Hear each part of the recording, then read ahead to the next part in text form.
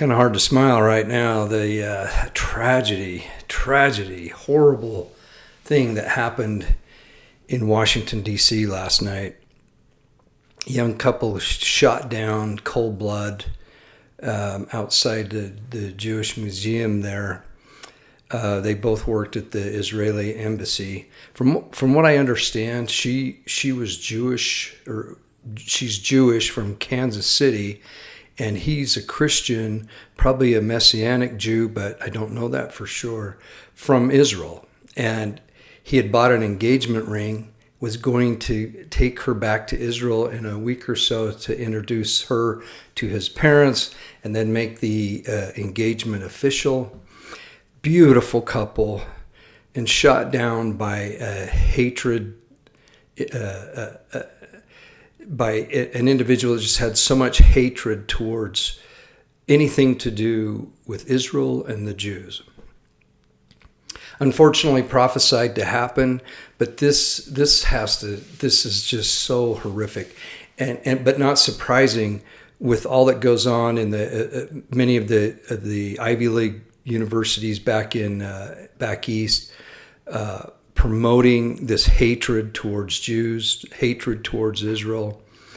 It's so sad. My heart just breaks for the families of these two lovely individuals. The photo that they have of them together, you can just see the light in them. You can see the goodness in them, and the hope of the future together and creation, and then just shot to heck. I don't know.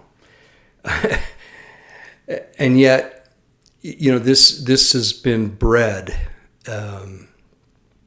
right here in our country, the United States of America. This kind of thing has been bred in education, in the system.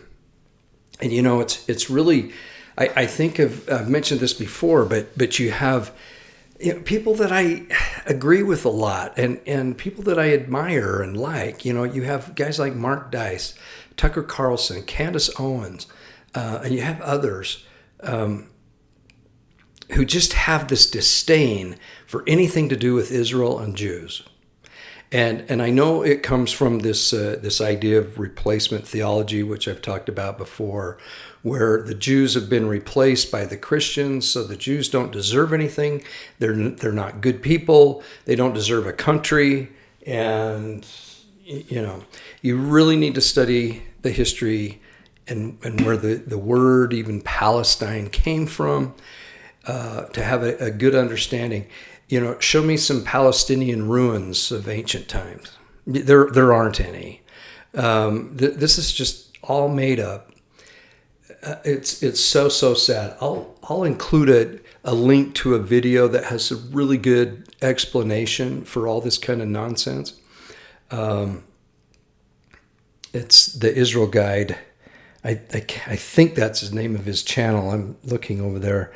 I can't see it. So anyway, I just wanted to bring that up right off the bat. I know you know about it and you're into it. You're, the most up-to-date audience. And unfortunately, I have time to watch all this stuff now because I'm kind of laid up. I'm a week out of surgery, a week yesterday. And I had physical therapy yesterday. So a week out, I started physical therapy, and was it painful? But it's one of those good things, I don't know if you've ever had braces, but I had braces as a kid, and when they'd get tightened, the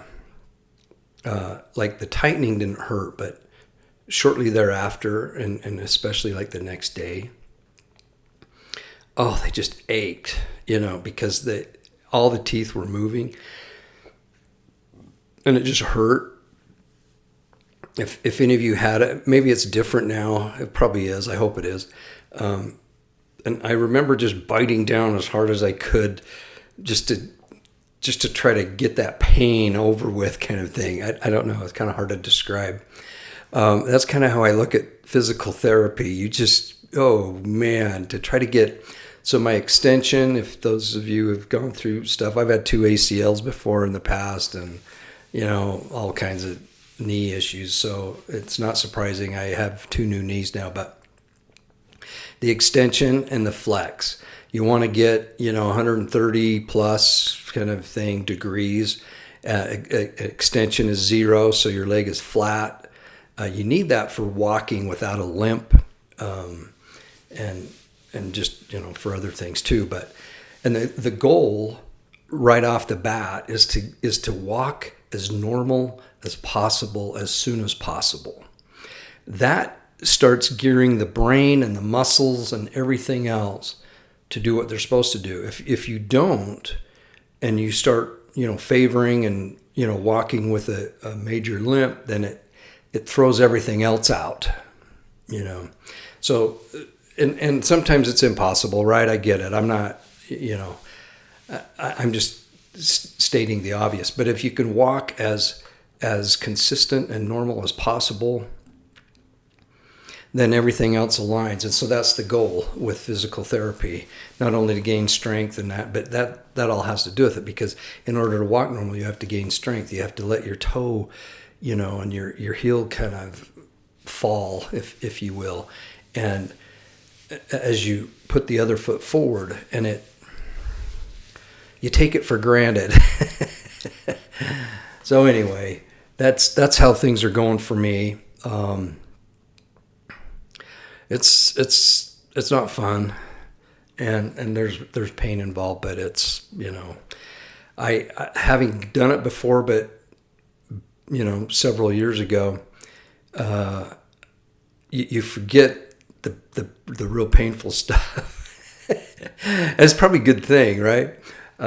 So anyway, that's kind of an update on that. I wanted to cover a couple of things.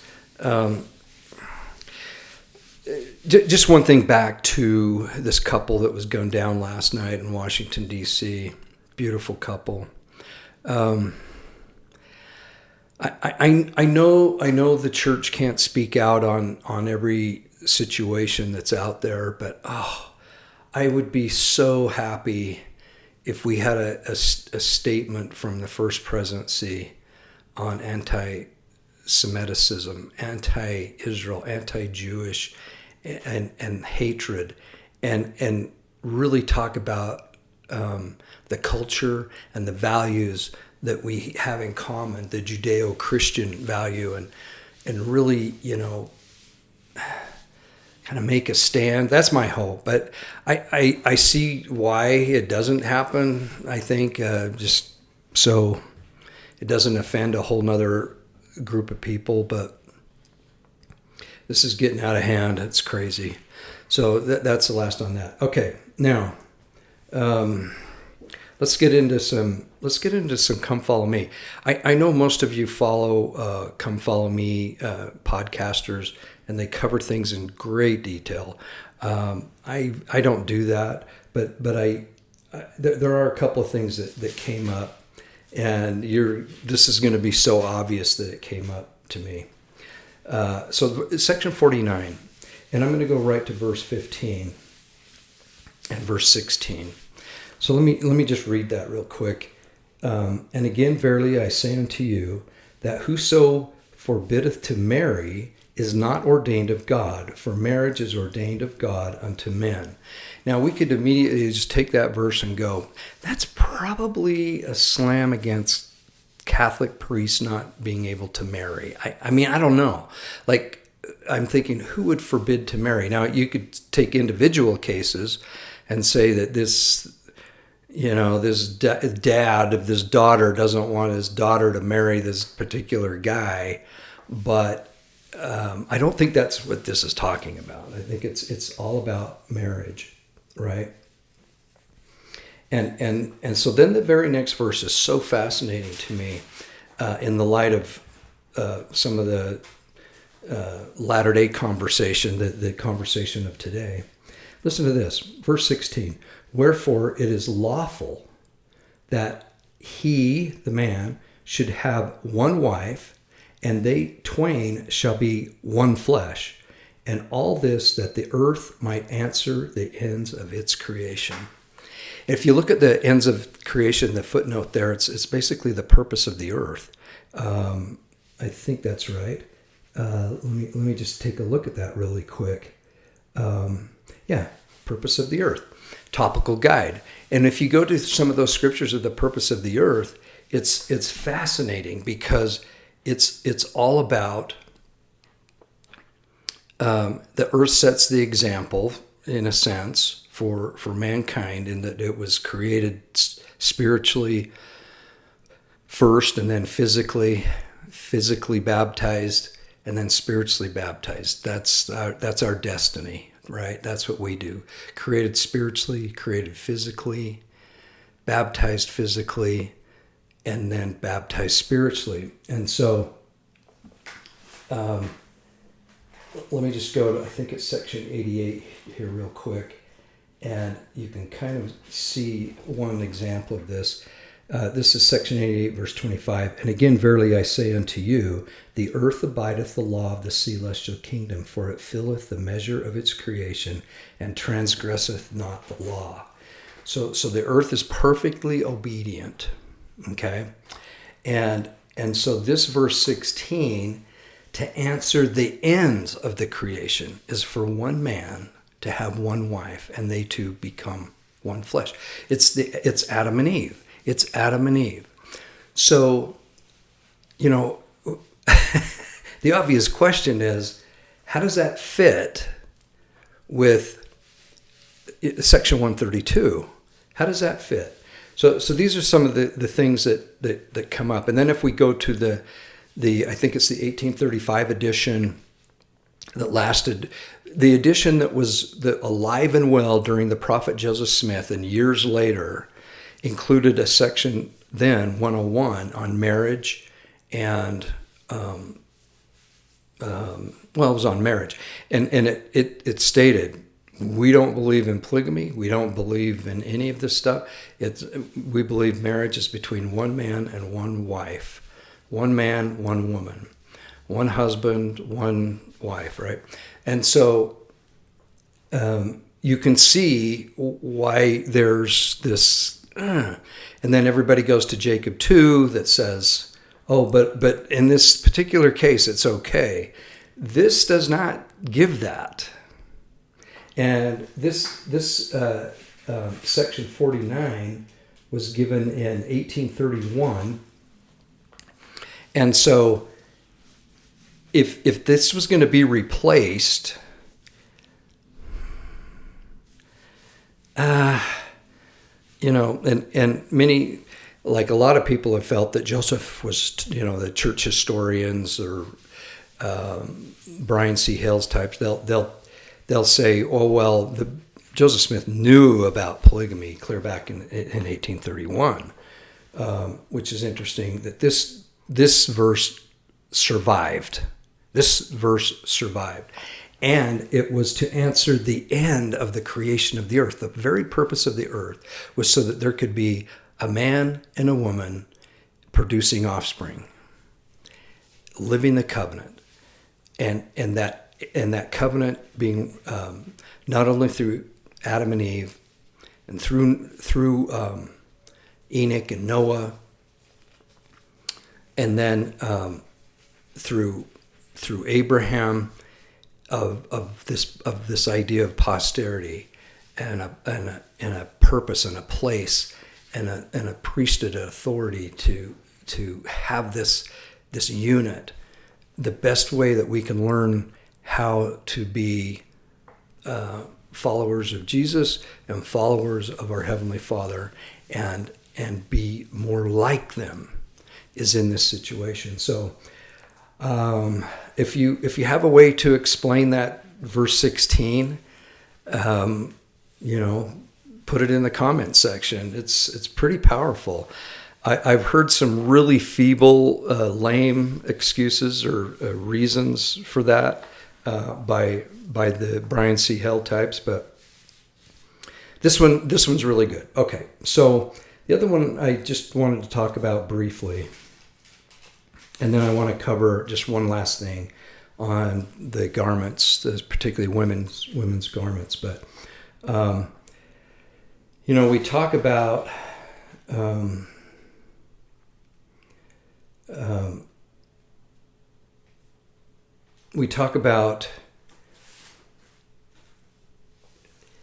we're watchers, we're the community of watchers, and watching for the second coming, watching for the signs of the second coming. And I have a 3x5 card that I keep of scriptures that I just run across. I try not to, I don't particularly want to just, go through, the topical guide or whatever and just copy down scriptures. I want to discover them, right? And there was a discovery of one right at the end of section 50. And I love this, verse 44 first, and then we'll go to 45 and 46. 44, wherefore I am in your midst, and I am the good shepherd. So we have these titles in this verse, I love it. And the stone of Israel, the stone of Israel, another name of Christ coming out of, I think the book of Genesis is where we hear that. The stone of Israel, he that buildeth upon the rock shall never fall. Okay, I love that. And then verse 45, and the day cometh that you shall hear my voice and see me and know that I am. And then verse 46, watch therefore that ye may be ready, even so, amen. So that's why we're the community of watchers. That's why we do this. I've heard criticism on other channels that criticize this idea of watching. We're supposed to be doing, and well, of course, but you can't ignore the scriptures that command us to watch. And these are watching for the Savior, watching for the signs of his coming and the events that precede that. So, okay, just to end on a thing, I got to go get my leg elevated. So I was talking to some individuals. I'll try to be as discreet as possible. And they were talking about some younger people that either just recently home from missions, recently getting married, and other people, and they're typically younger women who have obtained the new sleeveless, like a tank top, garment top, so that they can, be cool in the summer and wear stuff. Now, look, this isn't my pig and it's not my farm, but I just to make an observation. I was listening to I can't actually remember what it was, but it was it might have been a podcast on the Temple Institute. But he was talking about the miracle of the Jews surviving and the Hebrew language surviving and Israel becoming a nation again. It's unlike anything else. A people that have been scattered and blasted and assimilated into other places. It's never they've never been able to maintain their language. They've never been able to maintain an identity. They just they just disappear with what happened to the Jews and the Israelites, we could say, even including the lost 10 tribes. But he said the reason why the Jews the reason why they survived was their tradition and how important keeping certain traditions. Now we can laugh at them, or we can say, well, that's kind of stupid, and why do you do this and why do you do that? But it kept them together as a people, and it kept the language alive enough that we now, Hebrew is so critical in our understanding of the scriptures. And so, and traditions, and we even, our church, our leaders, they're referring now more and more to like the Jewish weddings and Jewish feasts and all these kind of things. It's so fascinating. Well, without those traditions to protect those, it would just have gone away. So so to tie that in with the changing of garments and things like this, I don't think it necessarily has that effect, but it's the beginning of that effect. To just kind of, when you're taught how important the garment is and that it's a certain, it is what it is. Now, originally the garment was like long sleeve. They were like almost like long johns in a way. And so it progressed, if you will. We'll call it a progression. So any time that you grew up and were taught a specific thing, then that became real for you once the covenant and what the garment represents, the veil, the putting on you Christ, and then if that changes to something different, then what seems to happen is the generation that grew up with something different, that really had a commitment to that, they go, that's kind of, well, I'm busy and life goes on, and so what? But what it does is it puts in the back of your mind that it probably wasn't that important before. At least the style. That probably wasn't as important. Puts that in the back of your mind. The people that are being introduced to it. Now we hear that it's just for warm climates, but I'm thinking other people. I'd love to hear this in the comments. I'm thinking other people are obtaining these in so-called like 4-season areas where summers might be hot, but winters not so much, and so I feel like there's a way to obtain those if that's the case, and then there's other changes to the bottoms, if you will. It's funny how we, bottoms and tops. That's a typical like a woman kind of description. Like I don't call this T-shirt a top, but my garments, I'll say my top. You see what I'm saying? It's kind of weird. I don't know why, if it's weird, but I know there's changes to the women's bottom part, but I don't want to get into that. But the top part seems to be the old style isn't important if you live in a warmer climate. The old garment. So therefore we'll change it for people that live. Well, then what that does in your mind is like, well then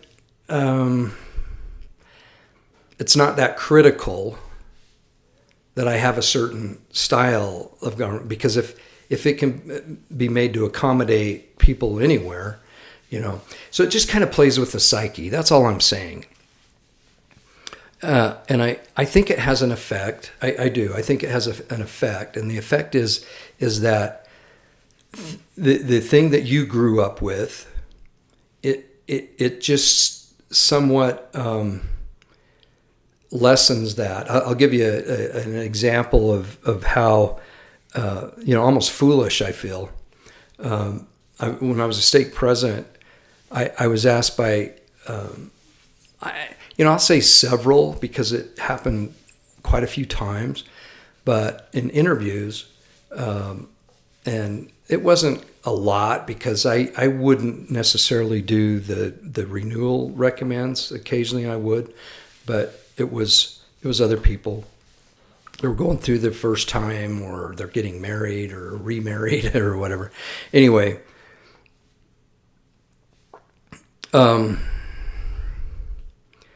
the question was, why do women have to veil their face when they participate in a certain sacred portion of the endowment? Why do they have to veil their face? And I didn't have an answer, but I said I'm gonna think about this, and I definitely will get back to you. And I did, and I got back to every one of them. Well, the question came up subsequently later, and I had what I felt the answer, and I felt very inspired to say that the woman has the opportunity to veil her face to protect herself from the wrath of God in a sense, because there's certain verbiage in the endowment where men, they're just going to be accountable for the blood and sins of people if they don't march to this beat, if they don't do what they're supposed to do. Where women don't have that necessarily that stipulation. And so the thought came to me, this is a protection. And I knew a little bit about veils and how Moses veiled his face when he came down from Mount Sinai, because he was just glowing, he was shining, and he wanted to protect the people, because so he put a veil on his face. And then we have this idea of veiling, particularly in the Middle East, women veiling their faces.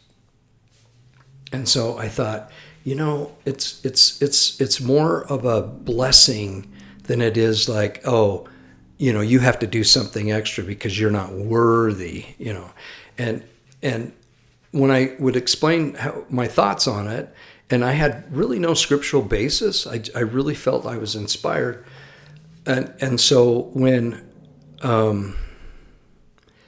I gave that explanation, and I said, this is just my opinion, but I really feel that this is right, that this is a blessing to a woman to veil her face to withstand the judgment or the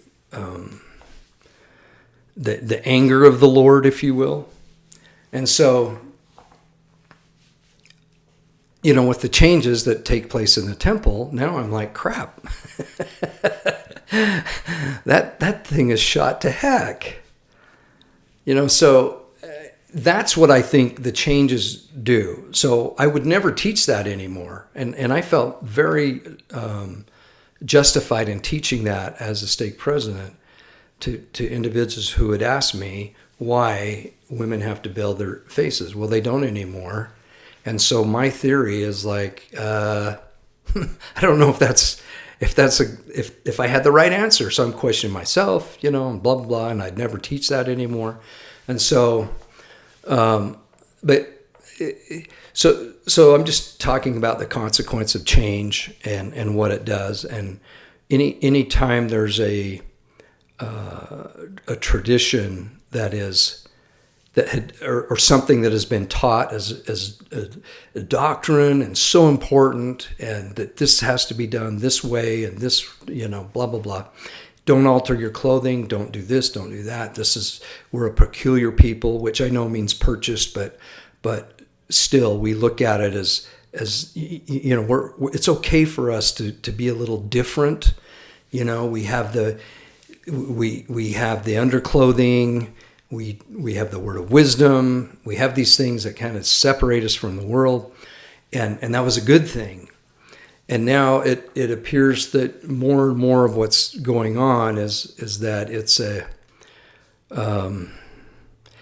we're still part of the covenant, but it's just taught different, and so you have to make a mental and really kind of a spiritual shift a little bit from what we or you or I were taught when we first went and received our endowment or started wearing the garment. And so anyway, I just throw that out there as something. I'd love to hear your comments on it and see what you think. And if you've actually seen a kind of a change of behavior with people, and this, I don't think the men's garments have changed, but I'm not up on top. I'm not on top of that, but so this would be mostly women. So I'd love to put a comment in there if you've had some experience with this, and I'm gonna go get my leg elevated, probably put some ice on it. I've been walking a little bit and doing some stuff, and all is good. You guys are great people, good folks, and the purpose of this channel is for all of us to stay in the good ship Zion, the Church of Jesus Christ of Latter-day Saints, acknowledging that there's things going on. Because if you just go, I'm not going to listen to that, I don't want anything to, well, eventually it'll catch up to you if you don't address it. And that's why we ask questions. And that's why we do what we do. God bless. We'll talk to you soon. Bye-bye.